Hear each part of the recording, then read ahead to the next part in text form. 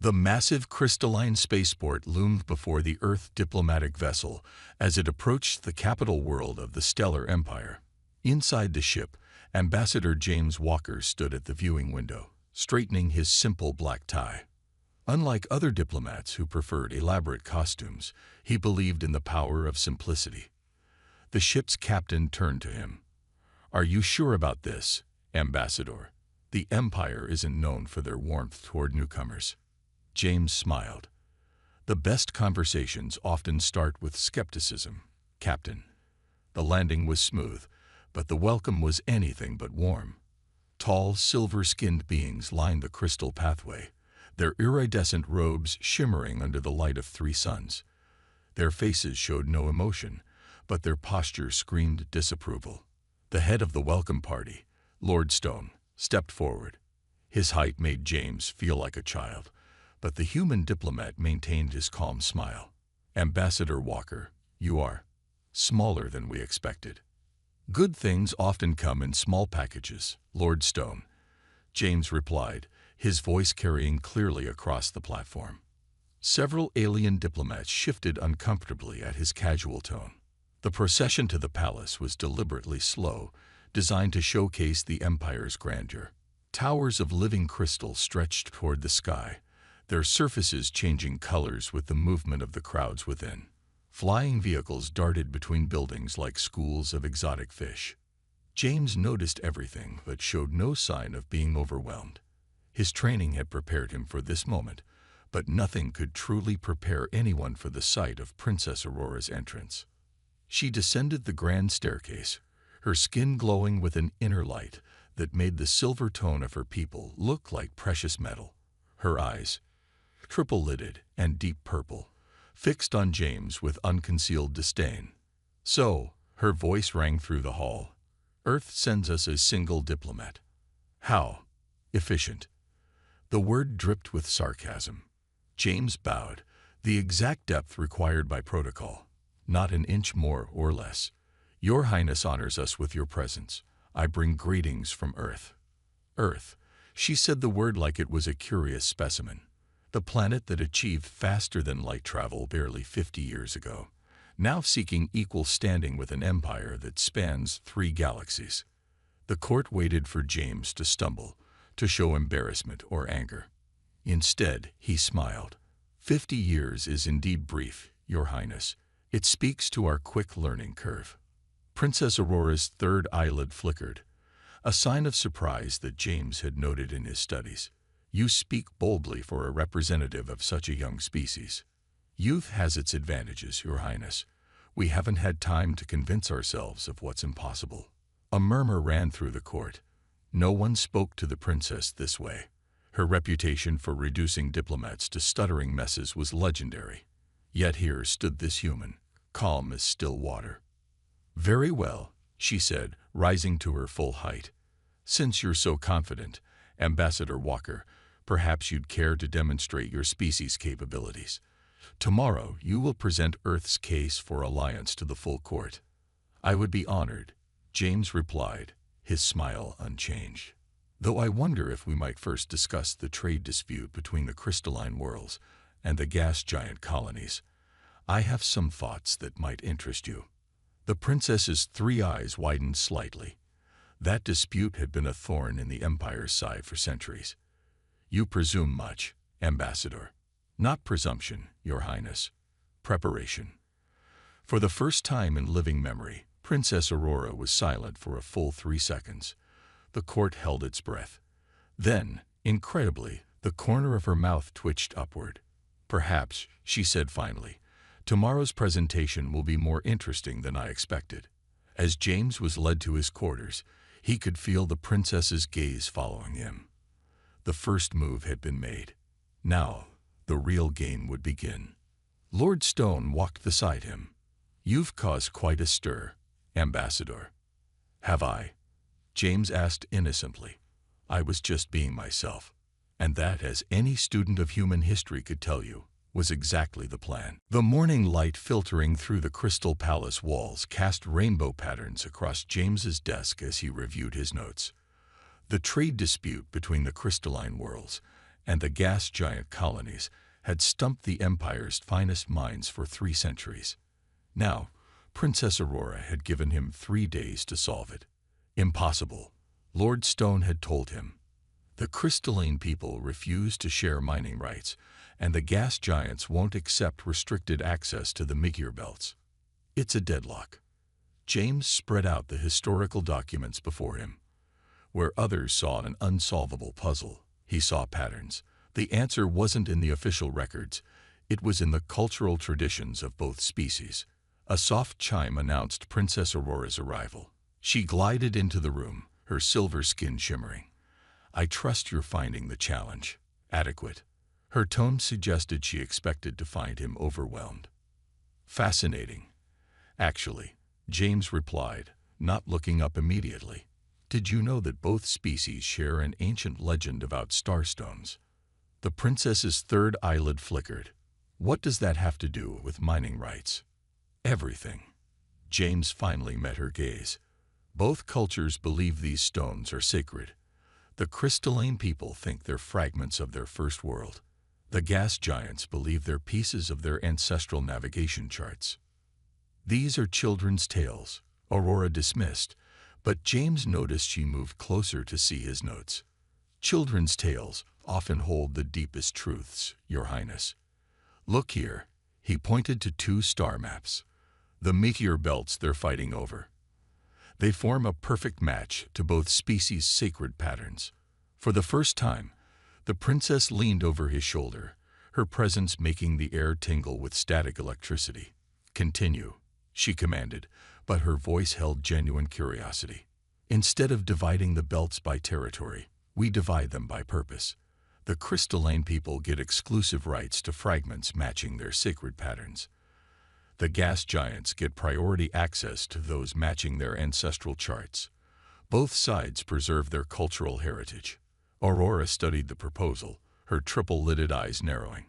"It's not entirely foolish, but they'll never agree to meet and discuss it."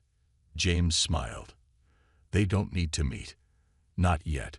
We start with symbolic exchanges. Each side sends the other examples of their art featuring the starstones. They'll discover their shared reverence naturally."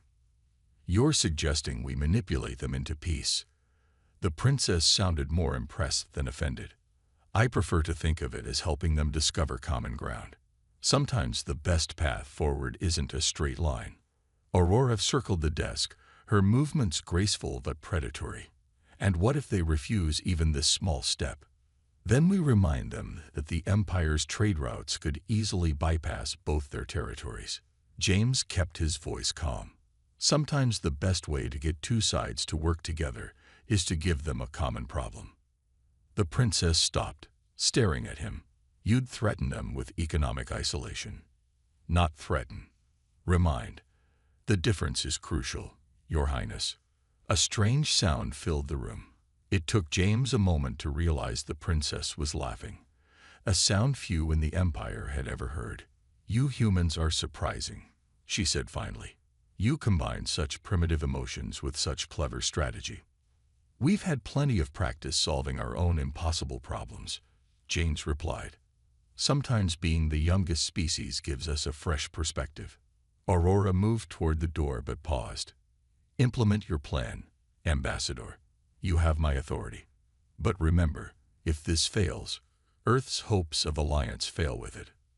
"Understanding noted, Your Highness," James said, already drafting messages to both species' cultural ministers.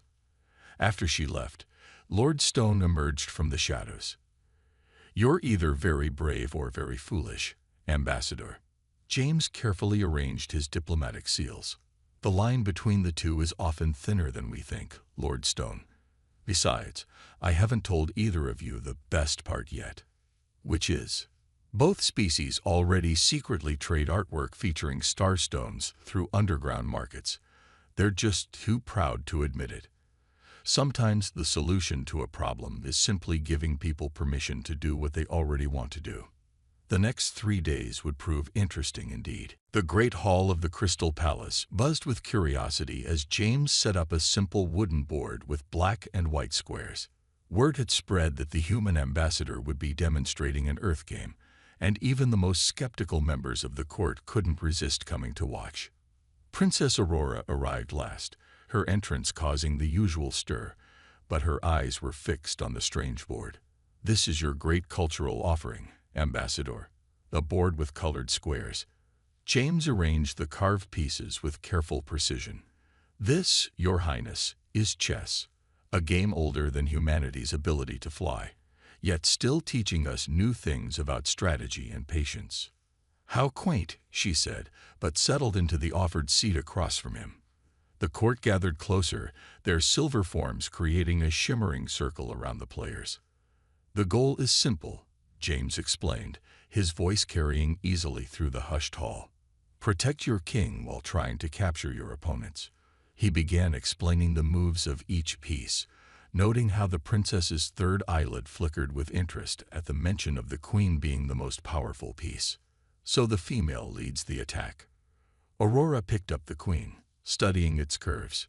"Yes. In fact, the game became much more interesting centuries ago, when the rules were changed to make the queen more powerful." James watched her carefully. "Sometimes the best traditions are the ones we dare to improve." The princess's first game was over quickly. James had her in checkmate in 6 moves. Her skin flashed darker silver in frustration. "Again," she commanded. The second game lasted longer. The princess proved to be a quick study, her strategic mind adapting to the new challenge. The court watched in amazement as their usually aloof princess leaned forward in concentration, considering each move carefully.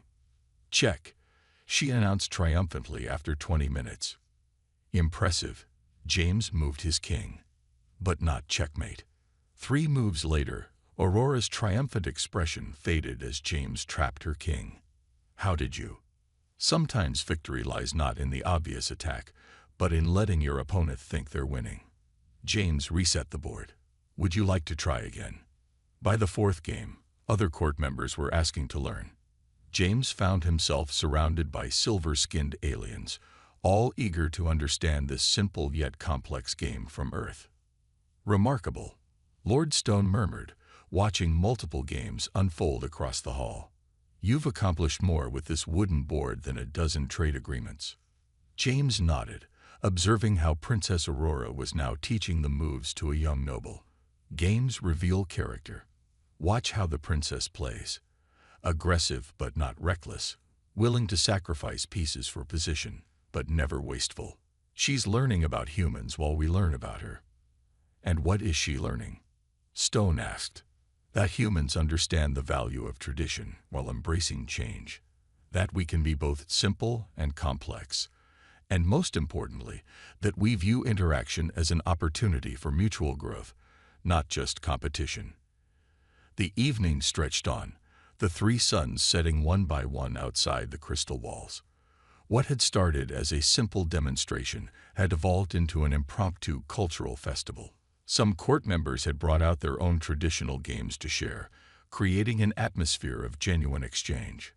Princess Aurora approached James as the gathering wound down. "Your game has caused quite a stir, Ambassador. Tomorrow, half the court will be demanding their own chess sets." "Then it's fortunate I brought several as gifts," James smiled. "Though I suspect your artisans will soon be creating sets with their own unique style." "Indeed." She paused, studying him with all 3 eyes. "You chose this game deliberately, didn't you? Not just to teach us, but to learn about us. Every interaction is an opportunity for mutual understanding, Your Highness. You're more subtle than you appear, Ambassador Walker." She turned to leave, then added, "I want another game tomorrow. This time, I intend to win." James bowed slightly. "I look forward to it, Your Highness."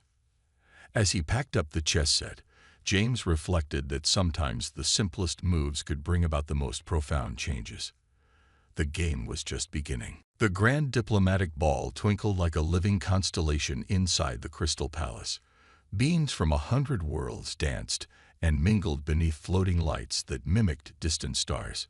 James stood near a crystalline pillar, watching Princess Aurora hold court among her admirers. Your diplomatic approach has been most unconventional, Lord Stone said, materializing beside him. But effective. The princess has asked about Earth customs 3 times today alone. Before James could respond, his trained eye caught something unusual. A servant moving too purposefully, hand hidden beneath a tray. Years of diplomatic training had taught him to spot the signs. The explosion came seconds later. Crystal shards rained down as the ceiling fractured. Panic erupted. Through the chaos, James saw the servant aiming a weapon directly at the princess. Time slowed.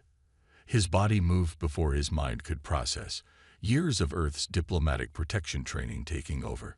He crossed the space between them in 3 long strides, tackling Aurora just as an energy beam sizzled through the space where she had stood. They hit the ground together, James rolling them behind a fallen column. The princess's silver skin was glowing bright with shock and anger. "Stay down," he ordered, forgetting protocol in the crisis. More explosions rocked the hall.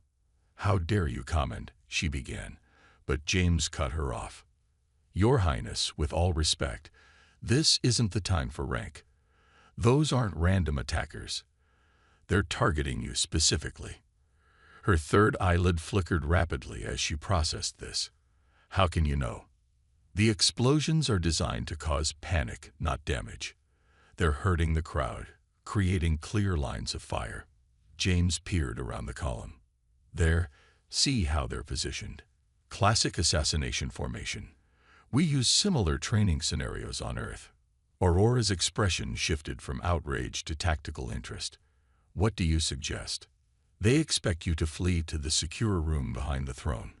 It's probably compromised." James quickly surveyed their options. "We need to be unpredictable. Do you trust me?" The princess hesitated for just a moment. "Yes," she said, surprising them both.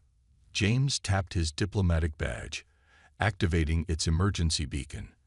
"Then follow me, and whatever happens, act like we planned this." They crawled through the chaos, using the panicked crowds as cover. James noticed the attackers' frustration growing as their carefully planned trap fell apart. "The service corridors," Aurora whispered. "Nobody but the staff knows all the routes." "Perfect." But first, James grabbed a fallen drinks tray, its surface mirror bright. "We need to give them something to chase." He caught the eye of Lord Stone across the room and made a series of quick hand gestures. The old diplomat nodded, understanding instantly. Moments later, a commotion erupted at the main door, a decoy group fleeing with what appeared to be the princess. "Now," James pulled Aurora toward a hidden panel she indicated. They slipped into the service corridor, just as more explosions rocked the main hall. "Your people will notice I'm gone," Aurora said as they hurried through the narrow passage. "That's the point. Right now, there are 3 groups they have to track. The decoy at the main door, the guards heading to the secure room, and us. They don't have enough people to follow all 3. The princess studied him as they moved. "You've done this before." Similar situations, Earth's diplomatic corps believes in practical training. They emerged in a small communication hub, where James quickly established contact with both Earth security and the Imperial Guard. Within minutes, the palace was surrounded by loyal forces. "You saved my life," Aurora said quietly as they waited for the all-clear. "And you did it by breaking almost every protocol we have." "Sometimes survival matters more than protocol," James replied, "though I apologize for the informality." To his surprise, the princess laughed. "Perhaps some protocols need breaking." She turned serious. "But we still have a problem." "Yes," James agreed. "Someone inside the palace helped those assassins, and we need to find out who." "We?" Aurora raised an elegant eyebrow. "Unless you'd prefer to handle it alone." The princess's triple-lidded eyes gleamed.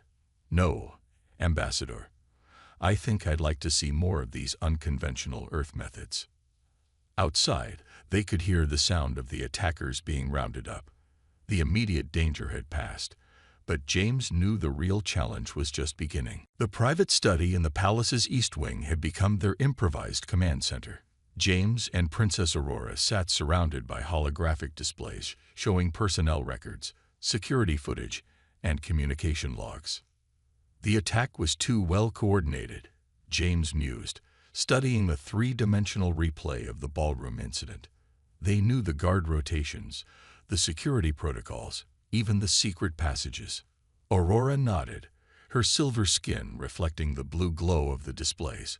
Only someone with high clearance would have access to all this information. Exactly. James stood up and paced the room. But here's what bothers me. Why now? What changed recently that made them act? The princess's third eyelid flickered thoughtfully. Our improving relations with Earth. Possibly. Or, James pulled up a new display showing recent imperial decrees. Your upcoming ascension ceremony.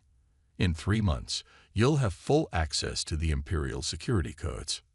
You think someone wants to prevent that? Aurora leaned forward, studying the documents. I think someone's afraid of what you might discover once you have that access. James highlighted several financial transactions.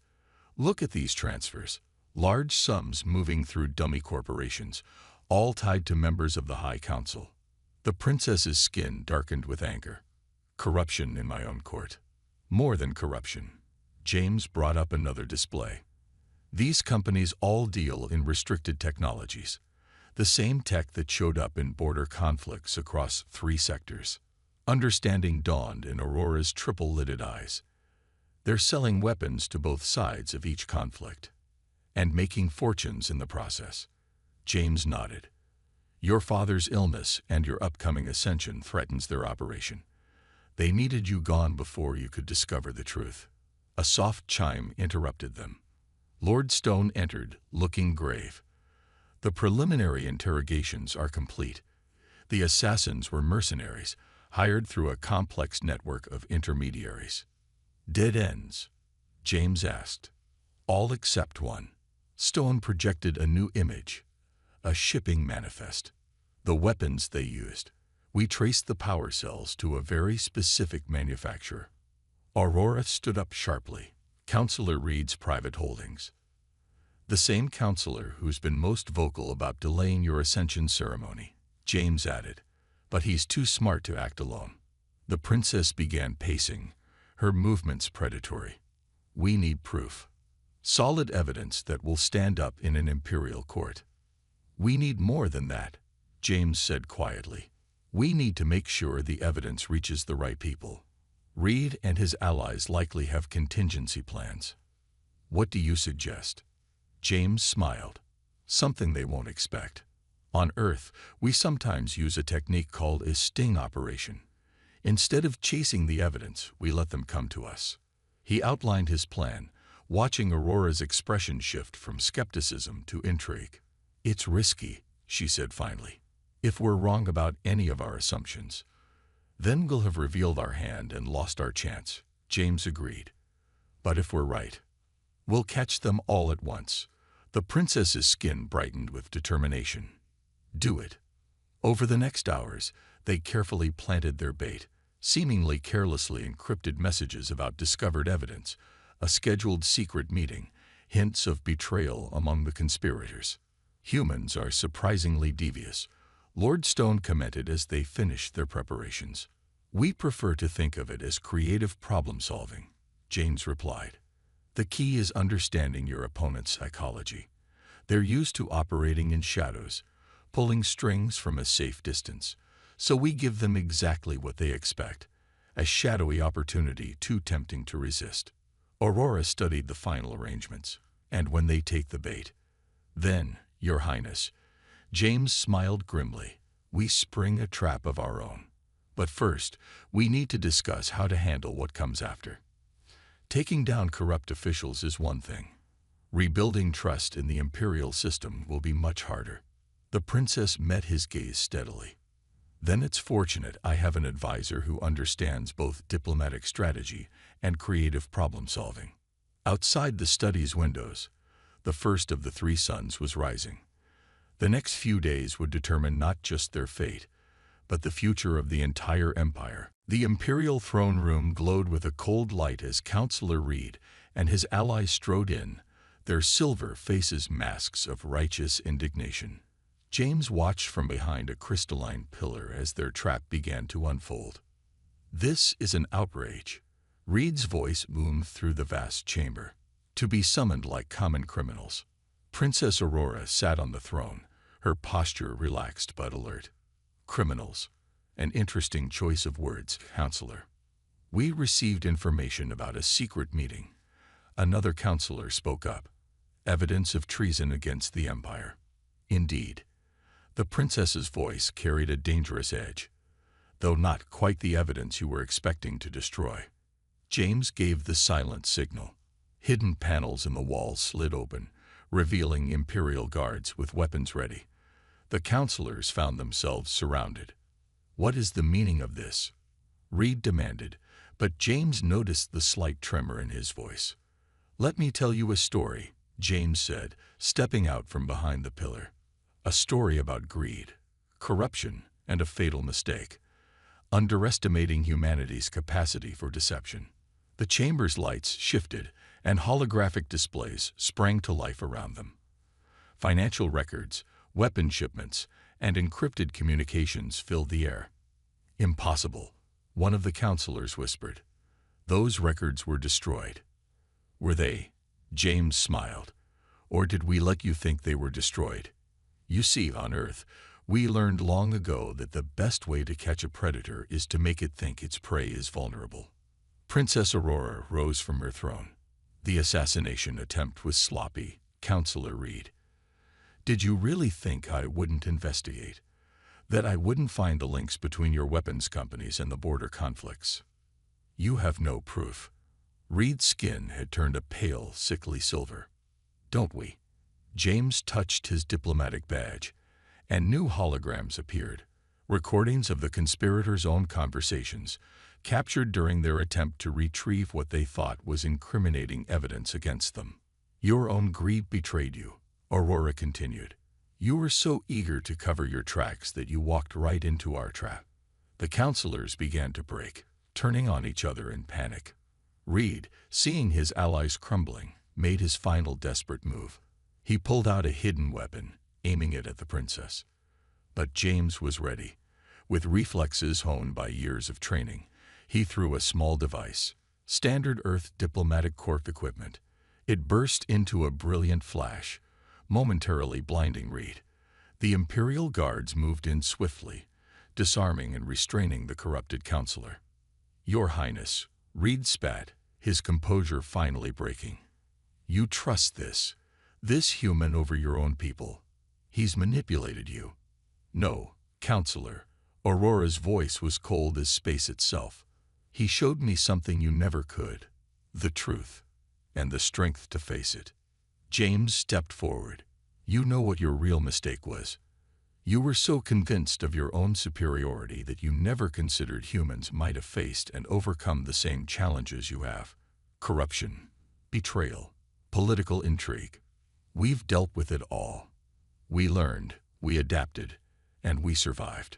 The princess addressed the arrested counselors. "Your trials will be public. The Empire will see justice done openly and fairly. A new tradition, perhaps, learned from our Earth allies." As the guards led the conspirators away, Lord Stone approached James. "Remarkable strategy, Ambassador. Though I suspect you had plans within plans."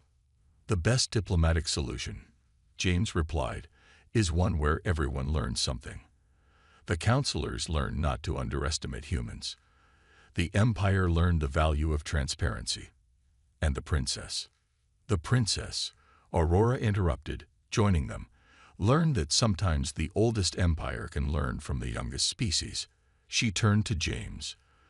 "The Empire owes you a debt, Ambassador Walker." "Not a debt, Your Highness." James bowed slightly. "Let's call it the beginning of a genuine alliance." Outside, all three suns shone bright against the crystal spires of the palace.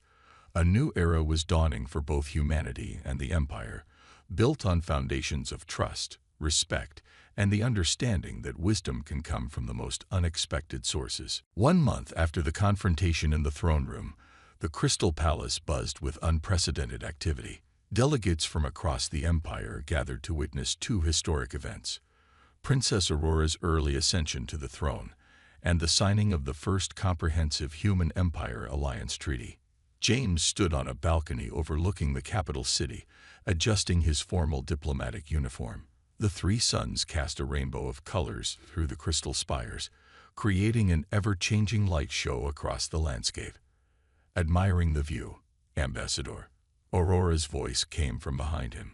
She wore the formal regalia of imperial leadership, her silver skin almost luminescent with anticipation. Admiring the changes, Your Majesty, he replied, turning to face her. Your reforms have transformed the empire in just a few weeks. Indeed, the changes had been swift and decisive. The corrupt council members' trials had been publicly broadcast across all imperial worlds. Trade routes had been reorganized for fairness rather than profit. The military had been restructured to prevent future weapons trafficking. Changes you helped inspire, Aurora said, moving to stand beside him. The old council would never believe it, but we learned more from Earth's history of overcoming challenges than from all our centuries of established protocols. Below them, the Grand Plaza filled with beings from hundreds of worlds. Among them, human diplomats mingled freely with imperial citizens, sharing stories and ideas. Look there, James pointed to a group near the central fountain. Imperial scientists discussing terraforming techniques with Earth experts. A month ago, they would have considered it beneath them to even acknowledge human technology. Aurora's third eyelid flickered with amusement. And there, Earth cultural attaches learning our traditional dances. Though I notice they've added some interesting variations. That's humanity's greatest strength, James said. We don't just adapt. We blend, combine, improve. We take the best of everything we encounter and make it part of our story. The princess, now Empress, turned to face him directly. Which is why I'm about to announce something unprecedented. The Empire is establishing a permanent Human Advisory Council, and I want you to lead it. James raised an eyebrow. That will ruffle some traditional feathers. Let them ruffle. Aurora's voice carried the strength of her new authority. The Empire needs fresh perspectives, new ideas. We've been stagnant for too long, believing our age made us wise. A chime sounded, signaling the start of the ceremony. Before they headed inside, Aurora paused. You never did tell me, she said. Did you plan all of this from the beginning? The chess games, the cultural exchanges, even the way you handled the assassination attempt. Was it all a calculated strategy? James smiled. Would you believe me if I said it was just humanity being human? We observe, we adapt, we connect. Sometimes the best diplomatic strategy is simply being genuinely ourselves. The throne room had been transformed. Where once it was a place of rigid hierarchy, now it held representatives from all species standing together. The signing ceremony itself broke countless traditions. The treaty would be signed not just by leaders, but by scientists, artists, and common citizens from both humanity and the Empire. As James took his place for the ceremony, he caught sight of Lord Stone in the crowd. Quite a change from your first arrival, the old diplomat commented quietly. Change is what humans do best, James replied. We help others remember that tradition and progress can coexist. The ceremony began, and Aurora's voice rang out clear and strong.